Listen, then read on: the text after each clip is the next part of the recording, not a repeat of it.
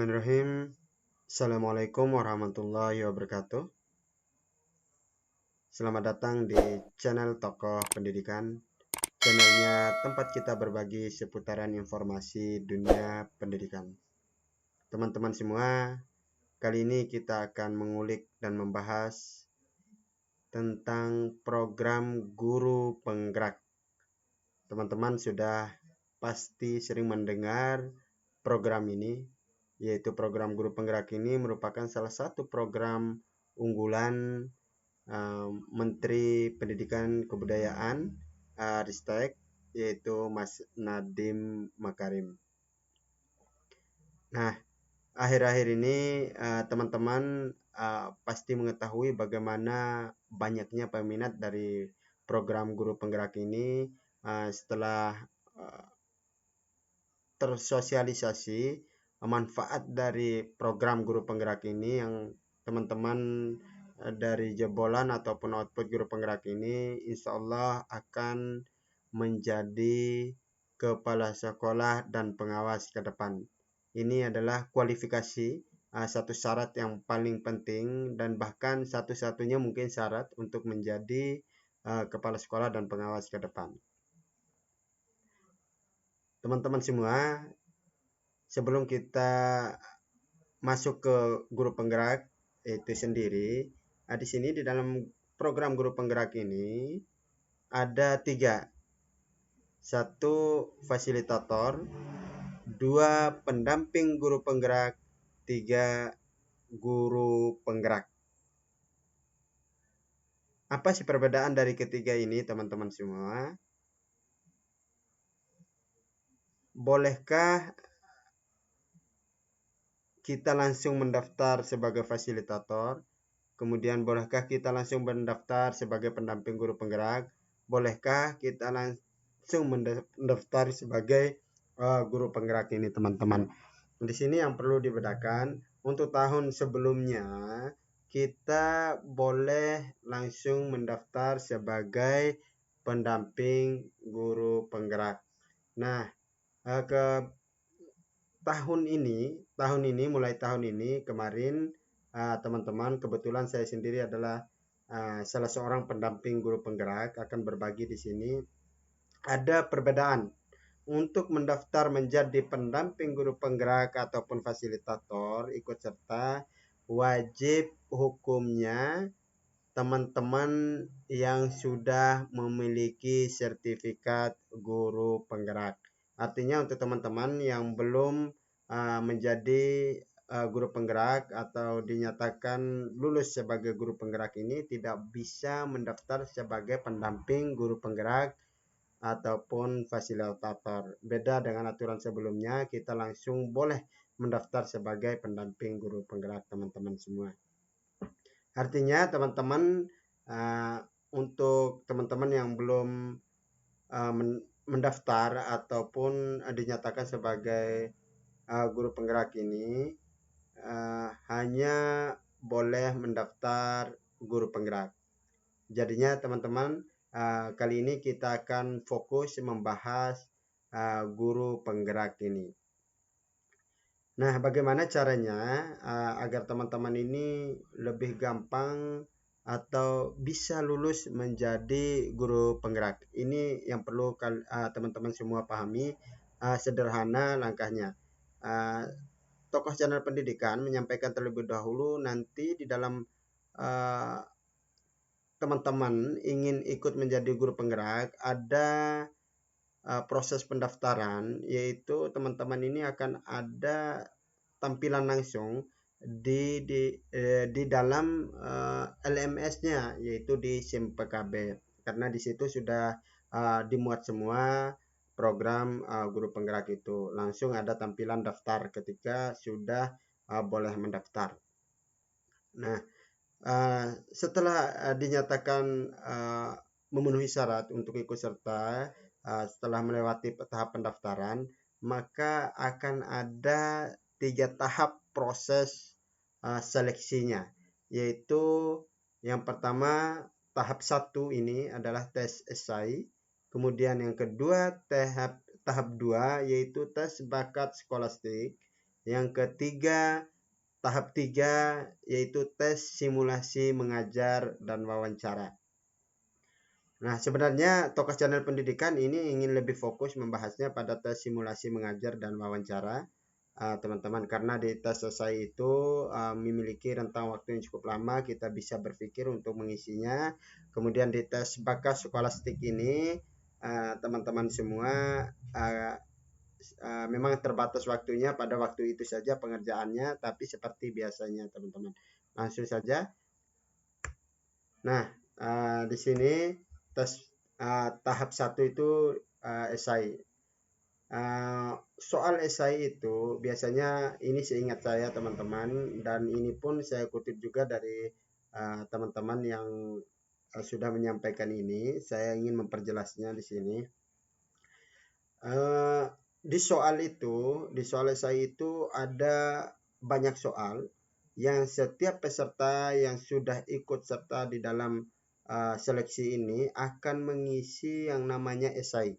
Esai ini terdiri dari banyak soal, teman-teman semua. Banyak soal. Kemudian di setiap soal itu nanti teman-teman akan menjawab.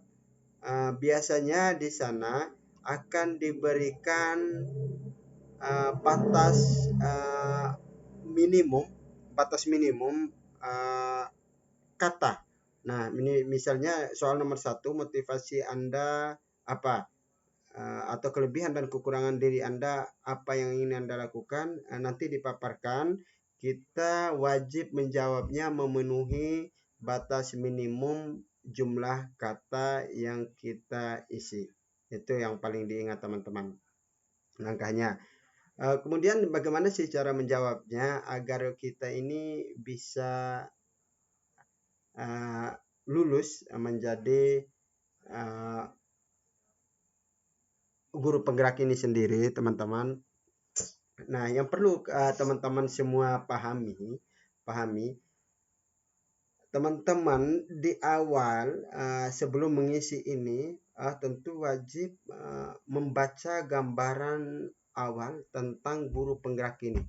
Nah, ingat, artinya nanti pada saat proses pengisian ini, tentu jawaban teman-teman ini yang diharapkan itu sesuai dengan arah program guru penggerak ini. Guru penggerak itu memang secara definisi sederhananya itu adalah menggerakkan. Artinya jawabannya itu kurang lebih, karena ini adalah satu program yang dianggap sebagai program kepemimpinan, dianggap ini adalah satu hal yang mampu menggerakkan ekosistem di sekitar, ekosistem atau lingkungan-lingkungan di sekitar. Misalnya contohnya teman-teman sebagai seorang guru khususnya di sekolah, artinya yang mampu menggerakkan ekosistem sekolah ini. Nah, ini arah semuanya, arah semua yang disampaikan di dalam tahap esai ini. Ini yang paling penting teman-teman semua. Nah, kemudian tentu kadang di sini kita ditanyakan tentang pengalaman-pengalaman. Silahkan jawab sejujur-jujurnya teman-teman, yaitu guru yang mampu menggerakkan seluruh ekosistem yang ada di sekolah ini, khususnya misalnya kalau mau menjawab tentang hal-hal di lingkungan sekolah ini teman-teman semua. Kemudian disampaikan hambatan dan kesulitan yang ditemui ini wajib realistis dengan bagaimana cara Anda mengatasinya. Yang perlu Tokoh Channel sampaikan untuk teman-teman yang berminat menjadi guru penggerak, arahnya seperti itu, wajib mengarah kepada arah program guru penggerak ini. Kemudian jawabannya itu realistis, tidak cenderung mengada-ngada semuanya. Itu yang paling penting. Tahap 2. Di sini tes bakat skolastik. Tes bakat skolastik ini mungkin teman-teman juga sudah sering membaca. Tidak perlu ada cara di sini. Yang penting teman-teman biasa latihan tentang soal-soal ini. Insya Allah teman-teman akan mampu menyelesaikannya dengan tepat waktunya tentu dan benar juga. Tidak ada clue-nya di sini, teman-teman. Nah, di sini yang paling penting di tes terakhir ini yaitu tahap 3 ini, yaitu simulasi mengajar dan wawancara. Simulasi mengajar ini akan diberikan durasi waktunya untuk kita melakukan simulasi ini sebanyak 8 menit, teman-teman semua. Nanti ada 2 asesor yang langsung memantau, melihat sekaligus menguji kita di pada saat simulasi mengajar ini, teman-teman semua. Uh, uh, Pada saat kita bertemu dengan 2 asesor, di awal itu kita disuruh memperkenalkan diri kita semua, sebelumnya memperkenalkan diri kita, teman-teman semua. Kemudian kita disuruh menunjukkan identitas kita yang ada, mungkin KTP, langsung ditunjukkan sebagai bukti bahwa kita yang langsung melakukan simulasi mengajar itu. Nanti disinkronkan wajah kita dengan foto yang ada di KTP itu, teman-teman. Nah, pada saat ini proses simulasi mengajar ini yang perlu teman-teman perhatikannya itu rentang waktu, durasi waktunya 8 menit. Jangan sampai teman-teman pada saat proses simulasi mengajar masih banyak yang ingin disimulasikan, sedangkan waktunya habis. Maka pada saat itu juga asesor akan memberhentikan teman-teman yang akan lagi mengajar. Artinya di sini yang perlu teman-teman ingat bagaimana memanage waktunya, menyesuaikan antara simulasi teman-teman ini dengan waktunya itu agar tepat sesuai dengan waktunya, mulai dari pembukaan sehingga penutup tepat pada waktunya. Ini yang perlu teman-teman ingat, karena jika lebih dari itu maka asesor tidak akan menyuruh teman-teman ini untuk melanjutkan simulasi itu, akan dihentikan pada saat itu juga. Itu yang pertama, teman-teman. Kemudian yang kedua yang perlu teman-teman perhatikan itu, sebelum simulasi mengajar kita disuruh menyusun RPP. Teman-teman silahkan menyusun RPP yang sebagus mungkin. Nah, untuk kita yang kemarin itu disuruh diupayakan menggunakan juga RPP 1 lembar. Nggak tahu, tapi ini menurut pengalaman saya, silahkan menggunakan RPP 1 lembar, teman-teman semua, sehingga kita lebih fleksibel nanti menyelesaikannya dalam proses simulasi mengajar itu. Nah, kemudian media ajarnya atau alat peraga yang digunakan itu diupayakan tampilannya itu semenarik mungkin. Kita menyediakannya. Itu yang menjadi poin penilaian juga, teman-teman. Pada saat sebelum kita mulai mengajar, biasanya asesor itu akan menyuruh kita menganggap ini seolah-olah berada pada ruangan kelas.